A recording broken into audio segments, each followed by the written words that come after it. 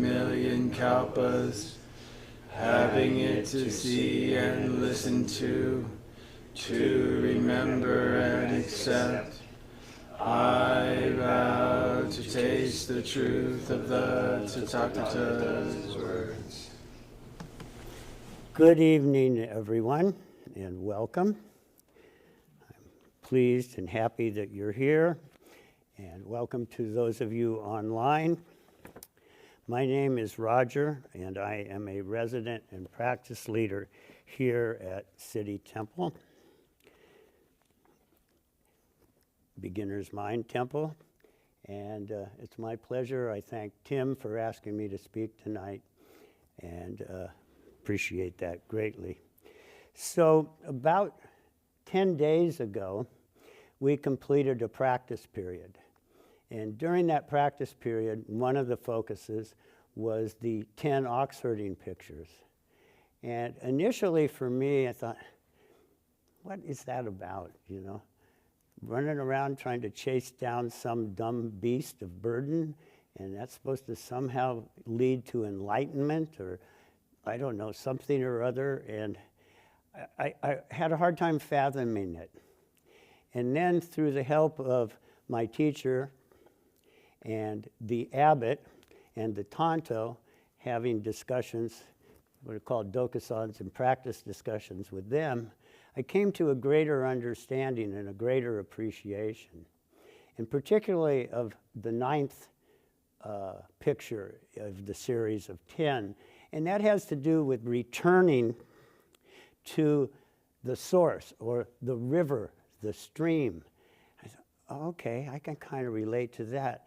And then I read an article by a Jungian psychologist that described the ox not as some dumb beast of burden, but as one's untamed self. I thought, oh, I could definitely relate to that. I've got a real untamed source, you know. There's a lot of things that I do, speaking of dumb beasts, dumb things that I do each and every day. And sometimes, you know, they're generally small, and they've gotten smaller over a period of time, or less severe, if you will, but still, they're there. So when I was able to look at this as, okay, this is about uniting myself with my untamed self and bringing them together. And there is the source, the river, that helps us to do that.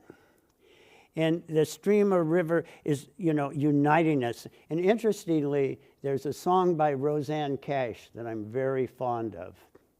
And the title of the song is, "A feather is not the bird, the rain is not the ocean, a rock is not the mountain, but a river runs through me." And it doesn't say, I thought, it runs through me. It keeps going through me. It goes through me, it goes through you and all of us. And that river, then I had a flash of light, if you will, bit of insight, again through help of particularly my teacher in this case, that this is the river of transmission. This is about transmission. And that's what the ox herding pictures are about. But that river that runs through us, it doesn't just stop with us, because it comes to us and we give it out also. And Dogen, the founder of our Soto School of Zen, wrote a fascicle called Kato, or Twining Vines. And it's really interesting. Twining vines is generally looked at, or often looked at, what he was writing about. It's about those comfortable things and uncomfortable things that happen, or those dark things that happen, or those light things that happen. But it's all intertwined. Although there are a number of sages who try to study by cutting off the root of twining vines, they do not regard the cutting of twining vines with twining vines as cutting. Also, they do not know twining vines entangle with other twining vines. In other words, we are all entwined in that river of transmission. In this way, the meaning of twining vines, and he talks about skin, flesh, bones, and marrow, is a standard of you have attained myself, is taught by an ancient Buddha. It does not go by the superiority or inferiority of attaining the flesh or attaining the marrow. In Twining Vines, it says, and the 28th ancestor once said to his students, the time has come, can you express your understanding? This is Bodhidharma speaking to his students. So there were 4 of them. One said, my present view is that we should neither be attached to letters nor to the apart from letters and allow the way to function freely. And Bodhidharma says, you have attained my skin. And I have time to go through all these, but another one said, my view is like the joy of seeing an ancient Buddha, and he said, you have my flesh. And another one says, the 4 great elements are originally empty, and he said, you have attained my bones. And finally, that one, by the way, was a nun. Very interesting that there are 4 students, and one of them was a nun. And finally, the last one says, or answered by bowing 3 times, stood up and returned to where he sat. And the ancestor, Bodhidharma, said, you have my marrow. So the thought is that, oh, maybe that's superior. But that's not the case at all. Each one's attainment and understanding is skin, flesh, bones, and marrow, leaping out of body, mind, skin, flesh, bones, and marrow, dropping away body and mind.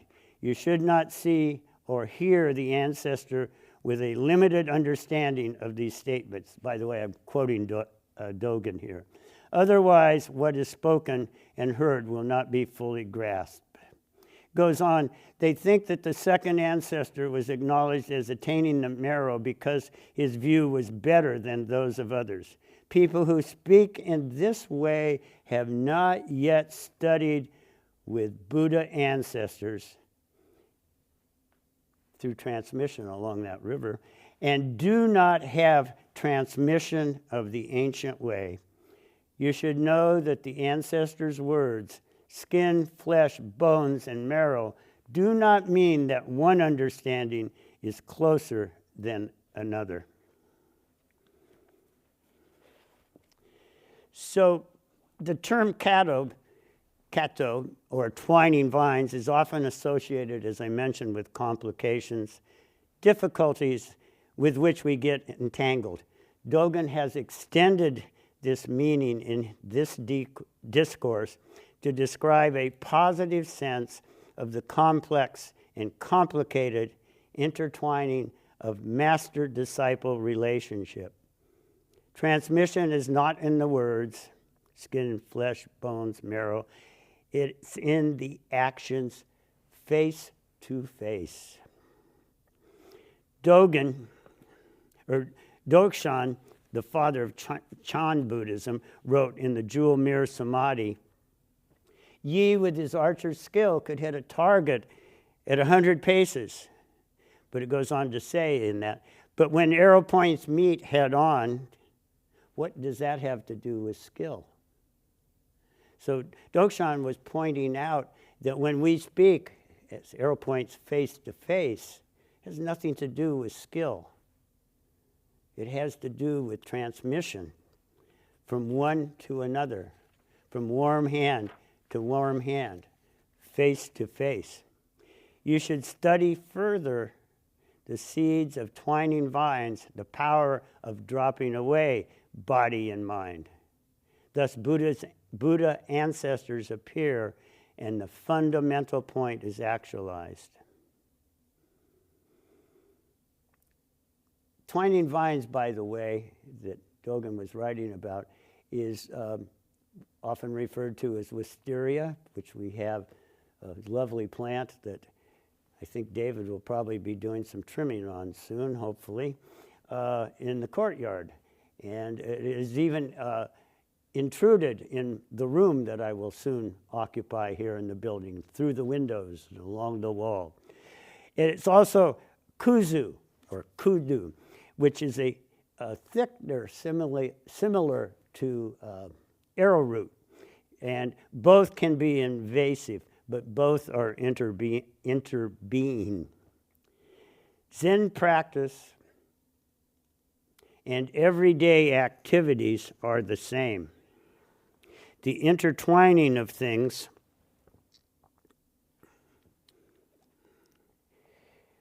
with difficult things can be an opening. Transmission can be many things, large and small, whatever. But we tend to, or I tend to think, I hear of Dharma transmission, and that's what transmission is about. But it's not just that. That's very important. But just like flesh, skin, bones, and marrow, it's really not more important than the flesh. It's not really more important on how I might speak to you in just a casual manner during the day. That's transmission also. It can also be, one of the interesting ways of it is the passing of incense, or in our case here, the passing of flower petals. And when I was the Jiko for Victoria, Soshan Victoria Austin, it took probably at least a year and a half, maybe 2 years, for me to understand the passing of incense. At that time we were actually using burning incense. The actual passing of the incense. It's not just, I used to try to offer it to her with my left hand. No, the right hand. Or I'd offer it up here, or down here, or over there. And finally, slowly, as I say, at least a year and a half, I finally got it. And it had to do, the symbolism of it was really important, that transmission aspect of it, the form of it, and coming from my hara and presenting it, just as Choku did so finely tonight when I was at the altar there. They passed me the incense, or the flower petals, in a very way that we transmitted to one another that. But when I, as work leader, in the morning after service, ask you to dust off some zafus or zabutons, or to dust the altar or sweep the sidewalk, that's just as important that I transmit that to you. Now, what I need to be careful about, and what we all need to be careful about, is, and I'm very guilty of this, but, they're not doing it appropriately. Or this should not be here, it should be over there. And when I go around and correct you, I have not transmitted anything. In fact, I may have done the opposite of transmission. I don't know what we might call that or phrase that. But I've taken away something from you. Now, if something needs to be corrected or done, I could say, could you please do it like so rather than like that, or could you please move this from over there to over there? But I'm trying to point out the subtleties of this transmission, or how we transmit things, and how important that it is. We're not here, we can get caught up in trying to fix people, or trying to, improve them or something.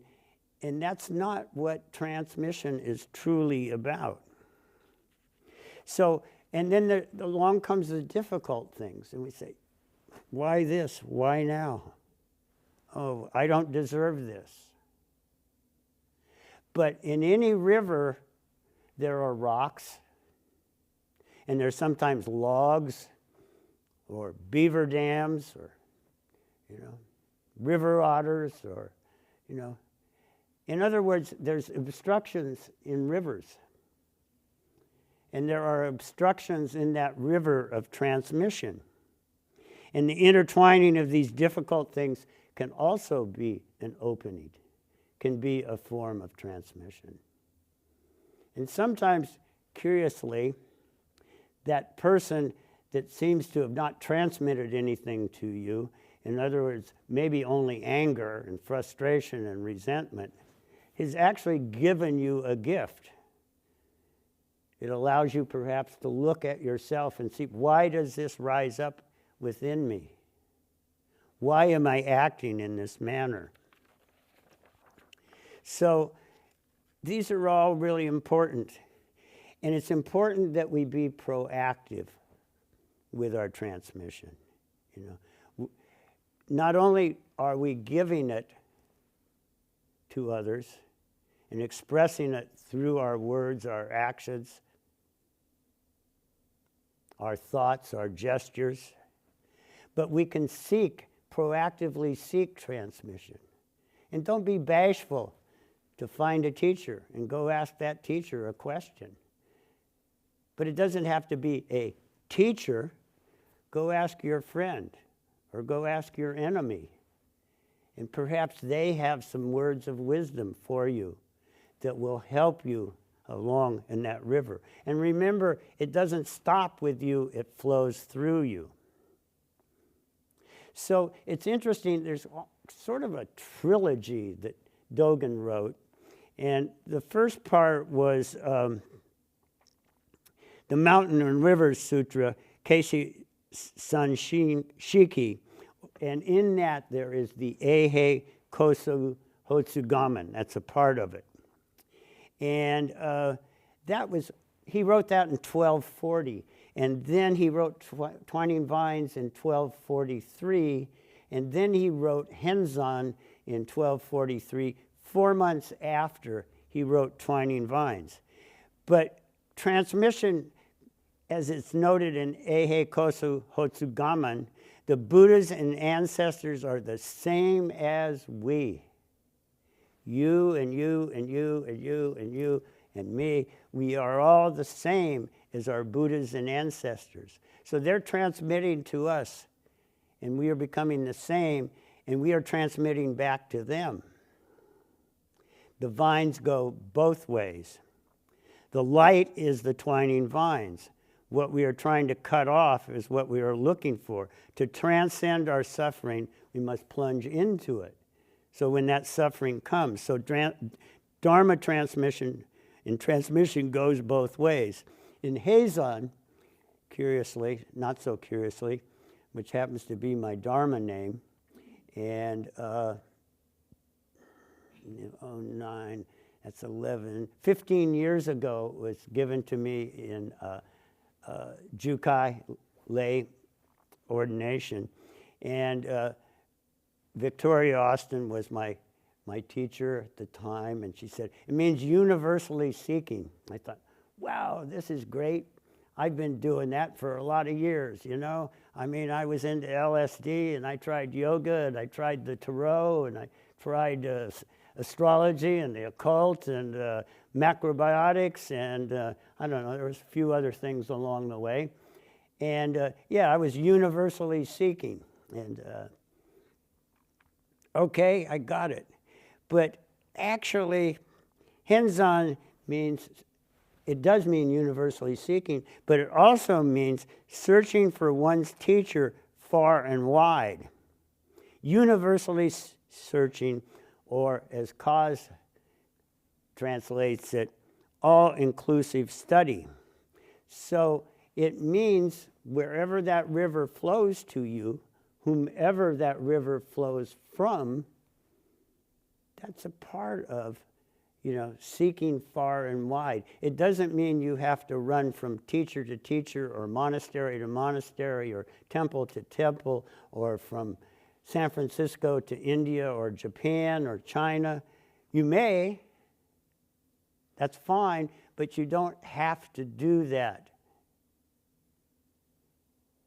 Transmissions right here, right now, each and every day.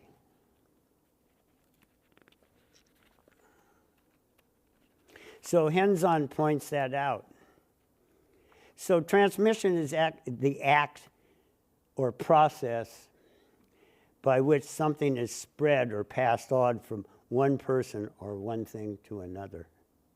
And your transmission, that points out, may not just be from people. It may be from objects. It may be from the mountain or the rivers. It may be from the flowers or the weeds.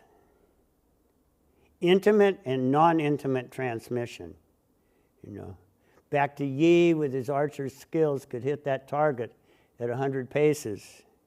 But when 2 points meet, that's when it occurs. So our transmission from our ancestors, both far and near, rocks, rivers, mountains, are also our ancestors.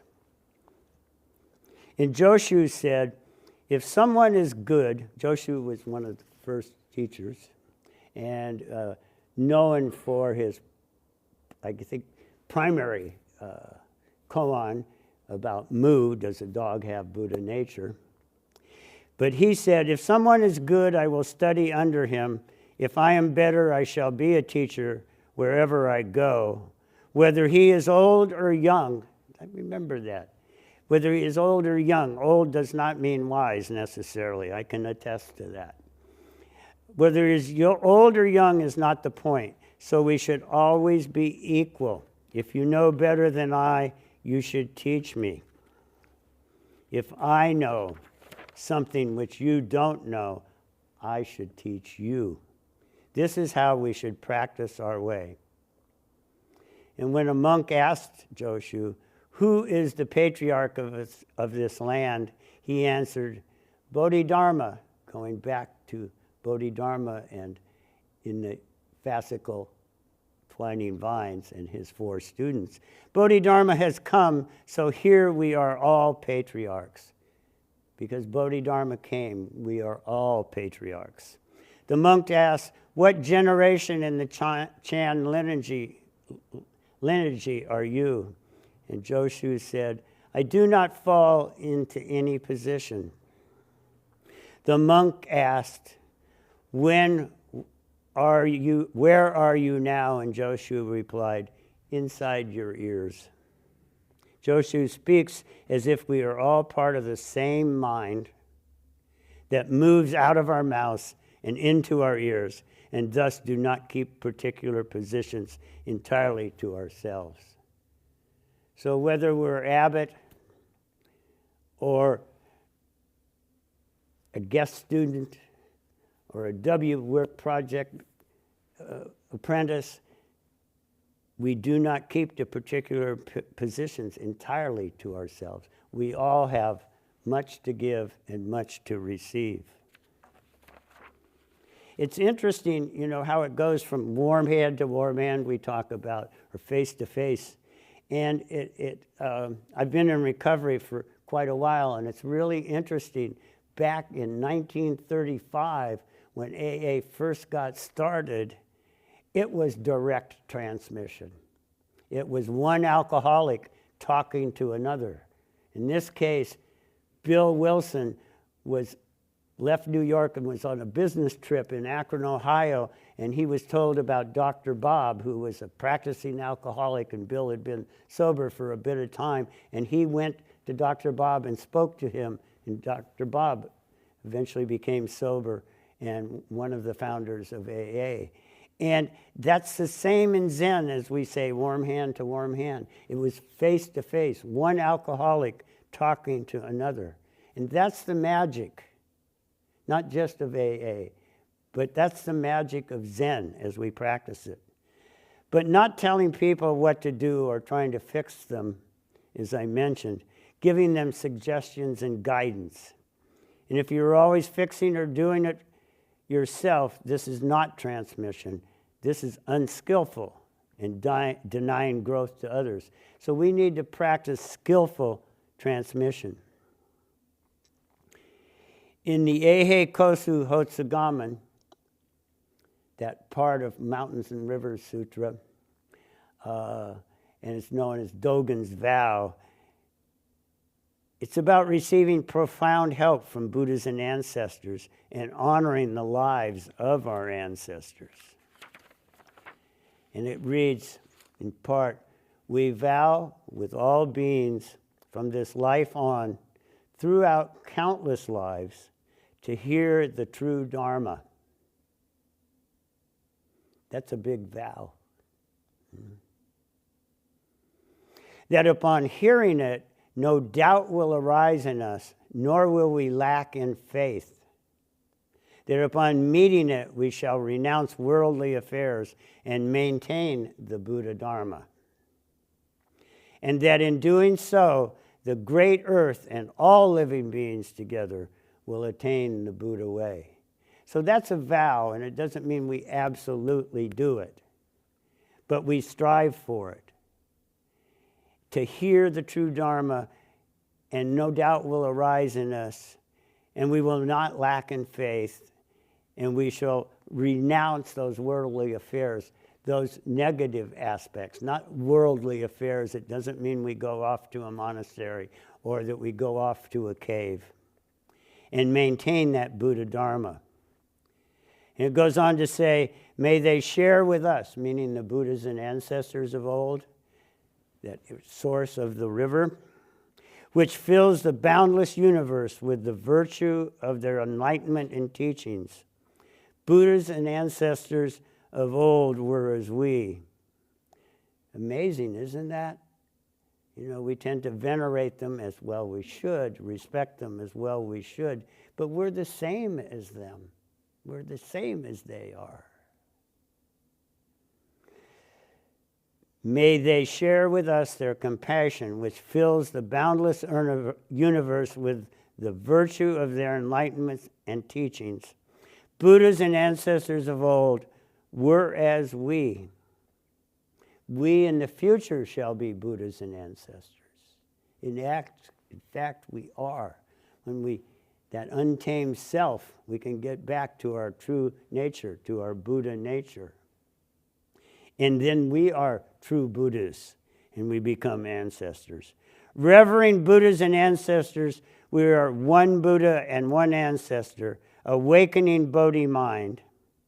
We are one Bodhi mind. Because they extend their compassion to us freely, without limit, we are able to attain Buddhahood and let go of the attainment.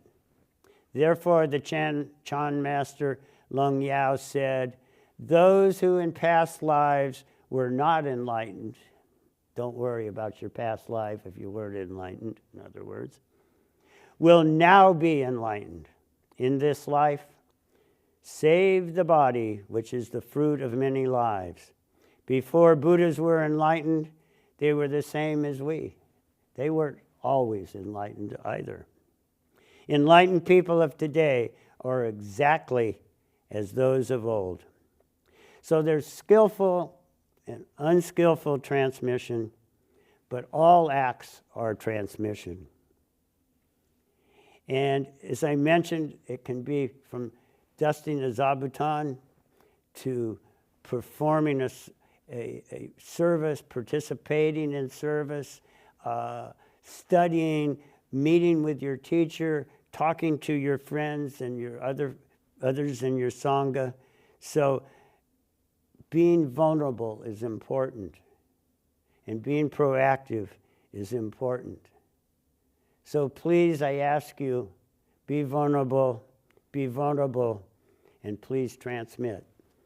Thank you.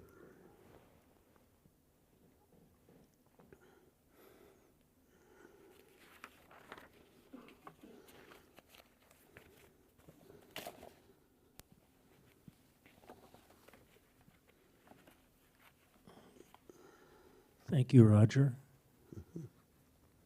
Thank you, Richard. We have time for a few questions or comments. If you have a question or comment, please raise your hand and I'll bring you the mic.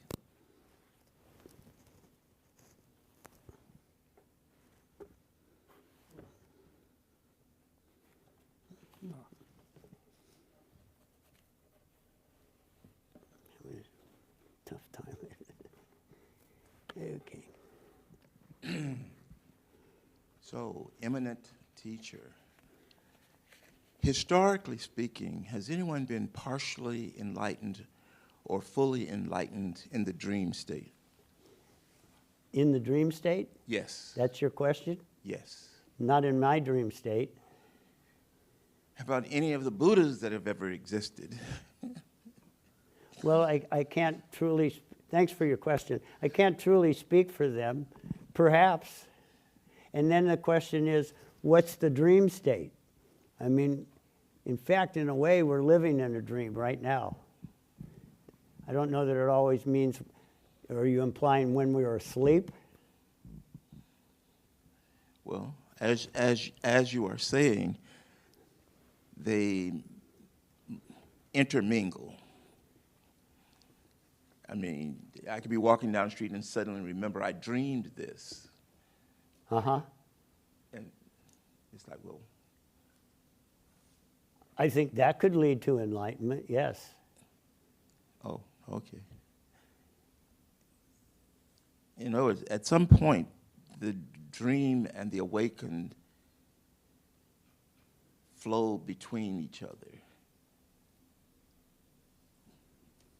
Well, and some teachers have said, you know, we're asleep in this life. And that's what it's about, is waking up. And they're not literally talking about asleep like so. Yeah. But, you know, due to our past karma, perhaps, or our untamed self, perhaps, you know, we're not present. And so it's about waking up. So that's what enlightenment's about, is waking up, if you will. Thank you. Thank you. Thank you.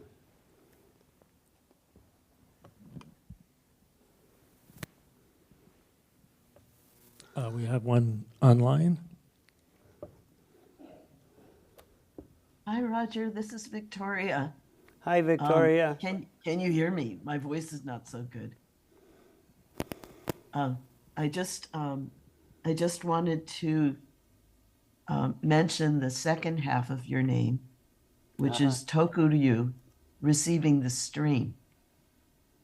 And you know, the way the names are, there's the first two and there's the second two, but also seeking and receiving, or studying and receiving, are also connected.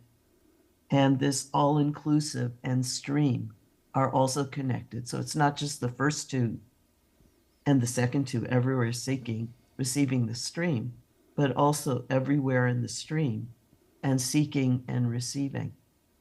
I'm wondering if you could say a little bit more about the relationship between all-inclusive study and receiving the stream. Thank you, and thank you for that name that you gave me 15 Anytime. years ago. And I've slowly woken up to it. It's interesting, about 3 years ago,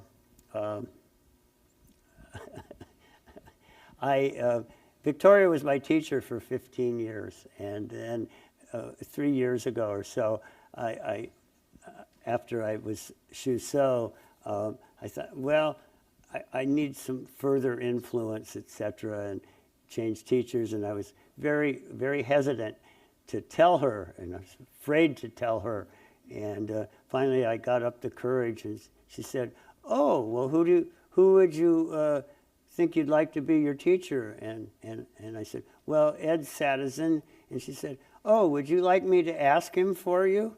And I was just, how glorious and how beautiful and how open that was. And then a little while after that, she said, "Well, how's it going with Ed?" And I said, "Oh, we're studying Dogen." And she said, "Oh, you should study your name." And I said, "What do you mean?" She said, "Henzon." And I said, "What?" She said, "Yeah, that's one of Dogen's fascicles." And I said, "Well, why didn't you tell me that?" And then she laughed.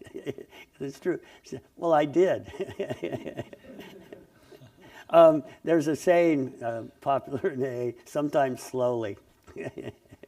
But to more directly to your question.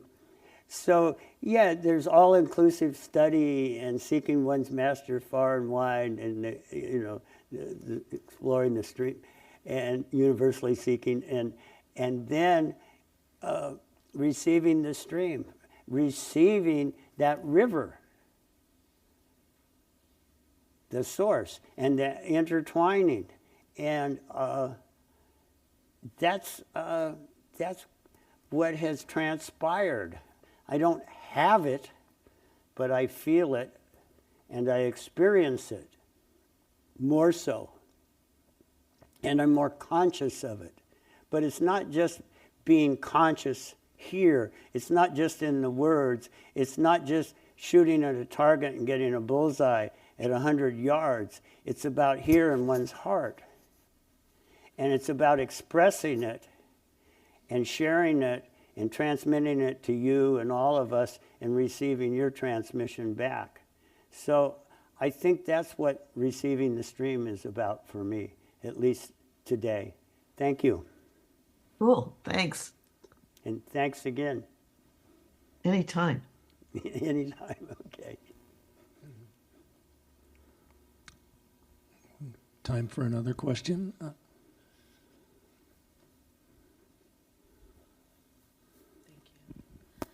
Thanks, Roger. I really appreciate the idea of that you can learn, anyone is your teacher, you can learn from anyone, you can be a teacher, that it's all interchangeable, and you don't have to go to the temple or the monastery. I was feeling kind of bad because I did the practice period, which culminates in this 5-day sesshin, right? And that I didn't do the sesshin. I didn't think that I could handle it, like that my body could handle it mostly. So I didn't. And I ended up going out of town and kind of just going a little, not going crazy, but eating whatever I wanted and doing and being sort of I don't know what you would call it, indulgent, right? And then came back and everyone was like, oh, we all did this thing together. And I'm like, oh, I didn't do that.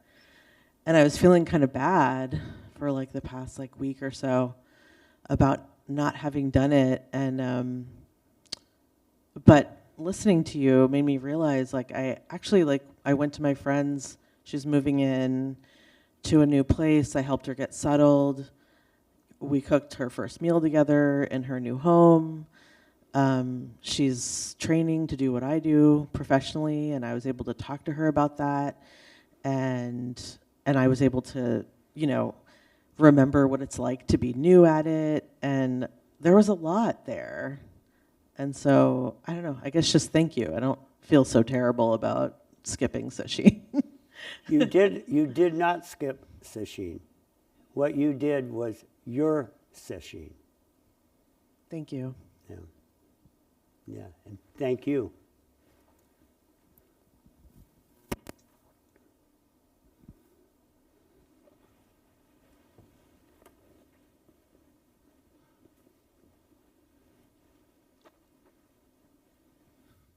Anyone else? We have time for another question or two.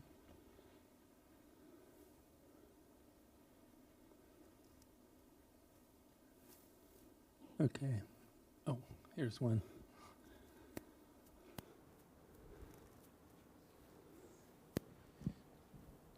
Hi, Roger. Thanks for your talk. I think I might have the words wrong on this, but I think you said something like a good transmission and a bad transmission, or something like Transmission, that. different positive or negative, light or dark, comfortable, uncomfortable. Yeah. Yes. Could you say more about that? Like what makes it one or the other? Thanks for your question, but your mind is what makes it one or the other. When I was 3 years sober, and I thought I was really great, wonderful person, and I was a lot better than I had been, and was a lot healthier, except I needed open heart surgery. And I was extremely, extremely upset and mad that why me, why now? I don't deserve this.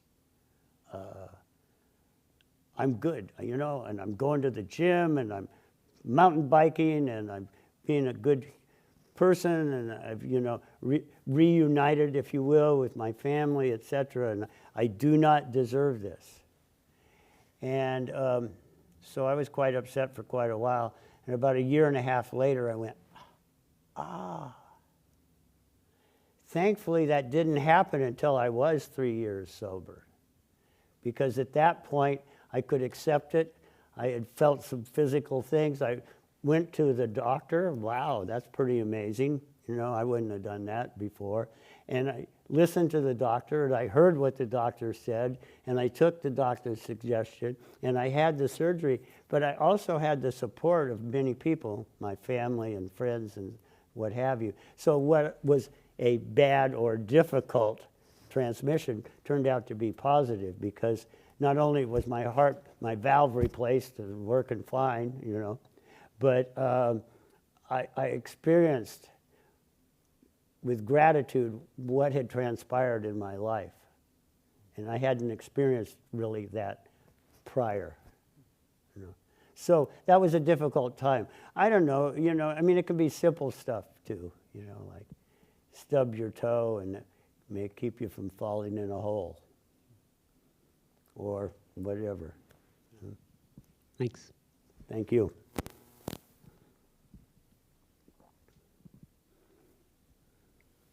Okay, I think that's all we have time for. Thank you for your questions.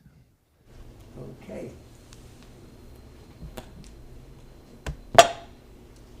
May our intention equally extend to every being and place with the true merit of Buddha's way. Beings are numberless. I vow to save them. Delusions are inexhaustible. I vow to end them. Dharma gates are boundless. I vow to enter them. Buddha's way is unsurpassable. I vow to become it.